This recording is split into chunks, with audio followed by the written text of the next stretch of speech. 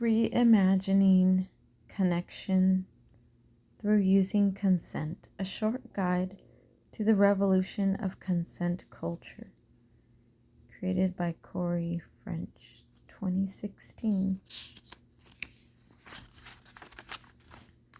What is consent and why does it matter? Consent is often defined as an enthusiastic yes, spoken in the absence of coercion, intimidation, or drugs or alcohol. I like to define consent as mutual agreement. All parties are informed and free to make a voluntary choice. Consent matters because without asking questions and making agreements, we end up making assumptions about what's okay and what's not okay, and too often those assumptions lead to harm in the form of crossed boundaries and violation. When we build our skills of practicing good consent, we radically shift the non-consensual world we live in by affirming and respecting each other's agency and autonomy. Woohoo! Sounds simple, right? Well,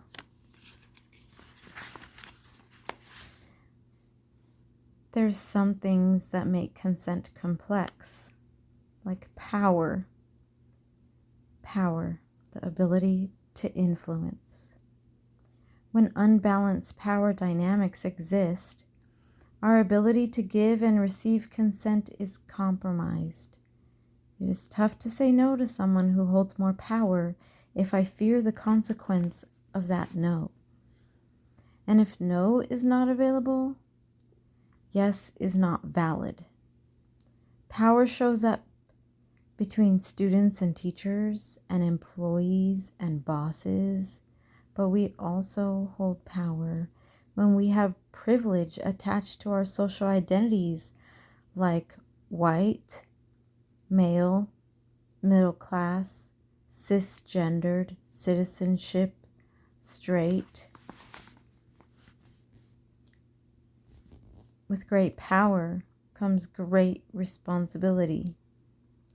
So what do we do when we have more power than someone else? We can leave people room to physically exit an interaction. Leave lots of room for a no. It's totally okay to say no. Try expressing interest and then leaving to give space for them to decide and choose to engage. Sometimes not pursuing anything sexual is best. What if someone says no? We don't have to take it personally. No can be a scary thing to hear. Turns out it's also a hard thing to say. The more we practice saying and hearing no, the easier it gets. When someone says no, remember they are saying yes to themselves. They are also sharing their authentic boundaries with you, which is a brave thing and a gift. When you get a no, you can try saying, "Thank you for taking care of yourself." Boundaries, what are they? Our boundaries mark the edges between what is okay for us and not okay for us. We can get more familiar with our boundaries by feeling into our bodies and noticing sensations that communicate comfort or discomfort in response to situations. Verbal and nonverbal cues. Look for leaning away, crossed arms, leaning toward, looking around, smiling, laughing. Sometimes smiling indicates comfort, and sometimes it can cover up for discomfort. Notice it. Disclose important information. I'm sick, I'm really high, I have an STI, I'm married and in an open relationship. The skills of practicing good consent are revolutionary.